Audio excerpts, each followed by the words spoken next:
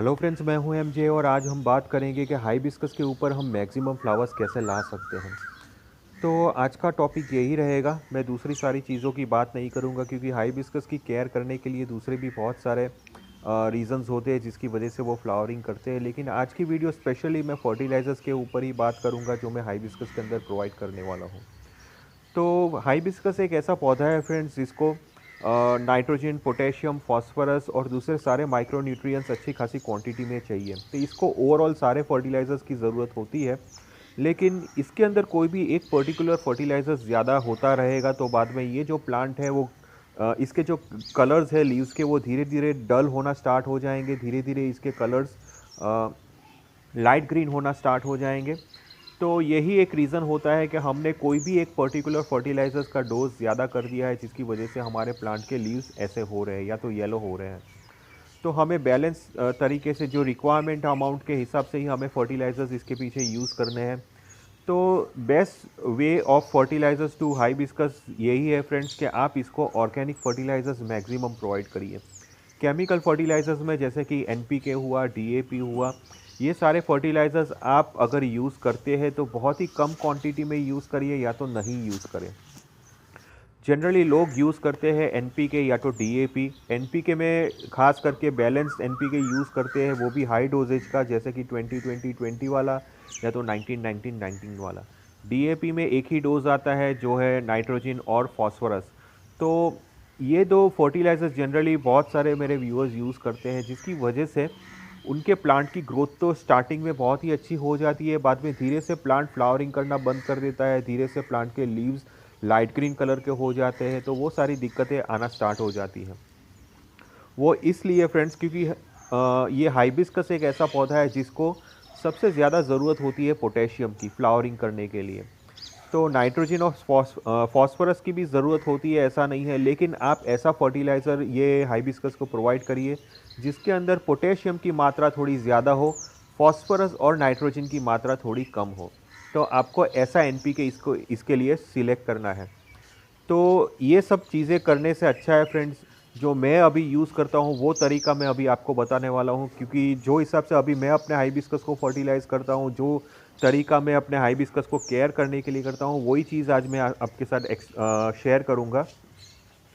तो सबसे पहले फ्रेंड्स हमें प्रेफरेंस देना चाहिए ऑर्गेनिक फर्टिलाइज़र्स को।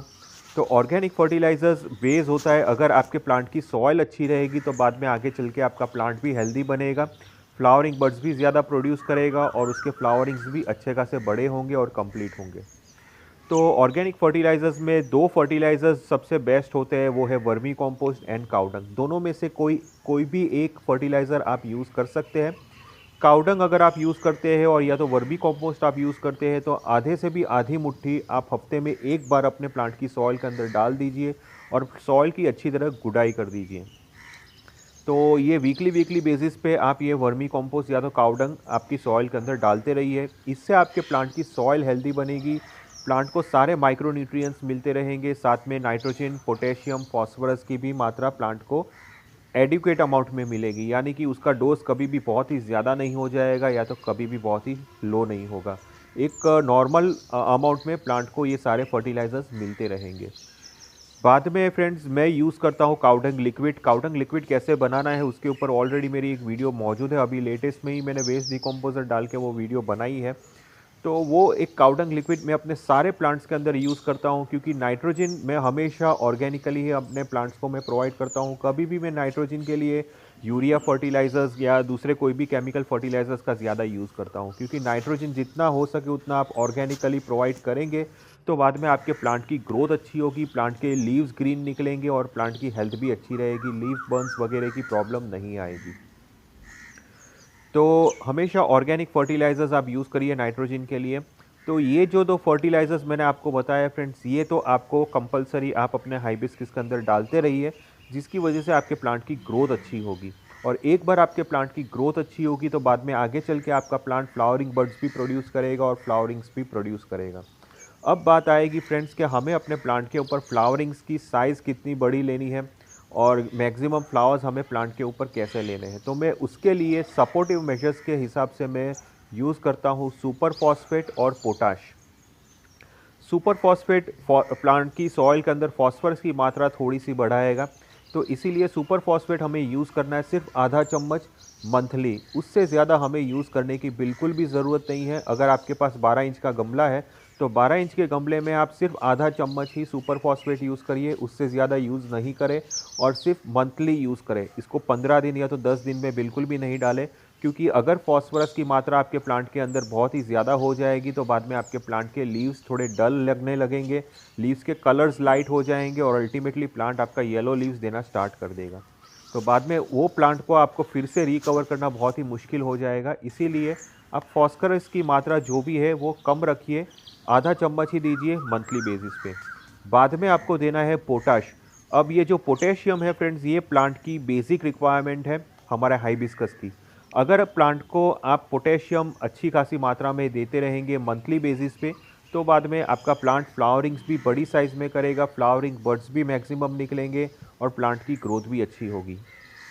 तो मैं पोटेशियम के लिए मैं पोटाश यूज़ करता हूँ आधा चम्मच से 1 चम्मच जितना आप पोटैश यूज़ कर सकते हैं। स्पेशली हाइबिस्कस के लिए मैं बोल रहा हूँ, आधे से 1 चम्मच जितना आप पोटैश यूज़ कर सकते हैं मंथली।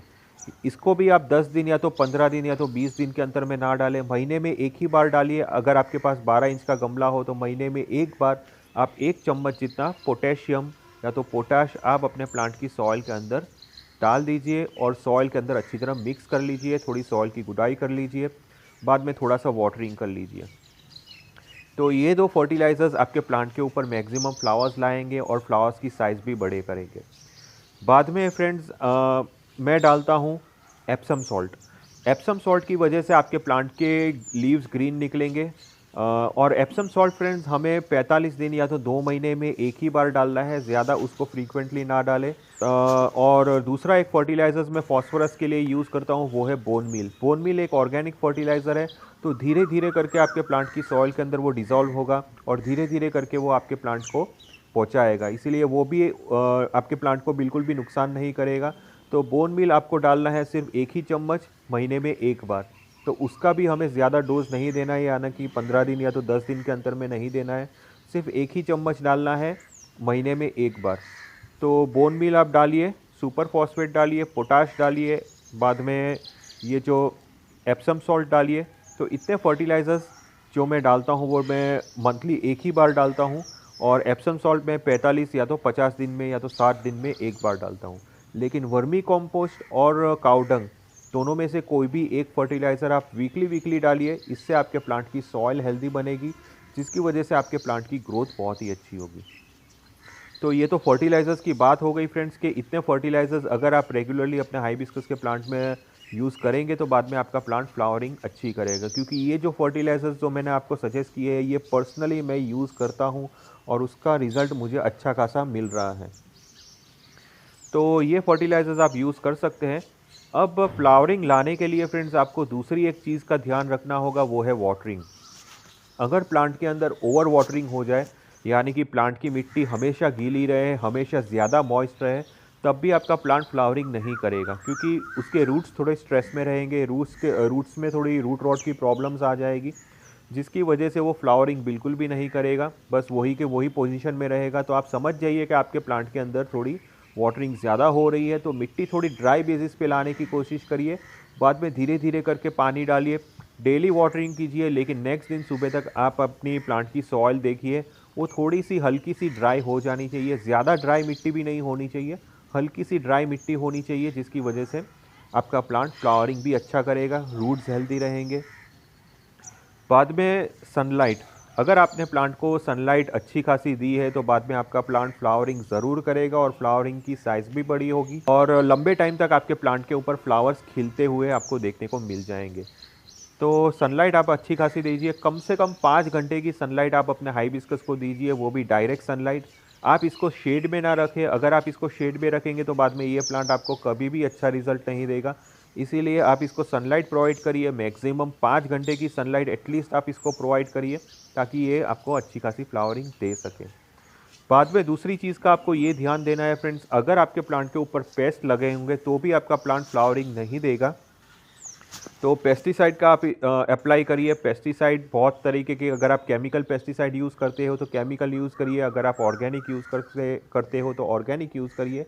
लेकिन वीकली वीकली बेसिस पे आप अपने प्लांट के ऊपर पेस्टिसाइड का एप्लीकेशन करते रहिए, प्लांट्स को पेस्ट से बचाते रहिए, जिसकी वजह से वो ग्रोथ भी अच्छी करेगा और फ्लावरिंग्स भी अच्छी देगा। तो फ्रेंड्स ये है कुछ ये बेसिक टिप्स जिसकी वजह से आपके प्लांट के ऊपर, जो हाइबिस्कस का प्लांट है उसके ऊपर अच्छे खासे फ्लावरिंग्स होंगे। क्योंकि मुझे बहुत बार इसके रिलेटेड मुझे कमेंट्स आती रहती है कि हमारे प्लांट की ग्रोथ तो बहुत ही अच्छी होती है लेकिन फ्लावरिंग्स नहीं देते। तो बस वही लोगों के लिए स्पेशली मैंने ये वीडियो बनाई हुई है, क्योंकि मैंने उनको भी यही सजेस्ट किया है कि प्लांट को जनरली पोटाश की ज़्यादा ज़रूरत होती है, हाइबिस्कस को पोटाश की ज़रूरत होती है। तो आप पोटाश केमिकली डाल सकते हैं। आप पोटाश फ्रेंड्स ऑर्गेनिकली भी डाल सकते हैं, जैसे कि पोटेशियम का बेस्ट सोर्स ऑर्गेनिक में है बनाना पील्स। अगर आप बनाना पील्स जितना ड्राई करके या तो पानी में डाल के उसका लिक्विड भी अगर आप सॉइल के अंदर डालते रहेंगे वीकली वीकली या तो 10 दिन के अंतर में, तो बाद में आपके प्लांट की जो सॉइल होगी वो धीरे धीरे पोटेशियम के जो न्यूट्रिएंट्स है वो अपने अंदर सक करती रहेगी, और उसका रिजल्ट आपको ज़रूर देखने को मिलेगा अपने हाइबिस्कस के ऊपर। तो बनाना पील्स अगर आप चाहते हो तो ड्राई करके डालिए, पील्स को अच्छी तरह सनलाइट में सुखा दें और वो पील्स को क्रश करके आपकी सॉइल के अंदर मिक्स कर दीजिए, या तो आप वही बनाना पील्स किसी भी बोतल के अंदर डाल दीजिए, उसका जो लिक्विड उसके अंदर पानी भर दीजिए और उसका लिक्विड आप अपने प्लांट की सॉइल के अंदर हर हफ्ते डाल सकते हैं। तो उसमें कोई डाल्यूशन करने की ज़रूरत नहीं है, सीधा ही आप लिक्विड डाल सकते हैं, क्योंकि वो बनाना पील्स के अंदर पोटेशियम की मात्रा इतनी अच्छी खासी होती है और वो इतना डेंजरस भी नहीं होता कि आपके प्लांट के रूट्स को डैमेज करेगी। तो बनाना पील्स एक बहुत ही अच्छा ऑप्शंस है। तो ये कुछ फर्टिलाइज़र्स और टिप्स है फ्रेंड्स आपके हाइबिस्कस के ऊपर मैक्सिमम फ्लावर्स लाने के लिए। फिर भी अगर आपको किसी भी टाइप का कन्फ्यूजन हो तो आप मुझे कमेंट बॉक्स में पूछ सकते हो, मैं आपको रिप्लाई दूंगा। टिल देन के लिए थैंक यू फ्रेंड्स।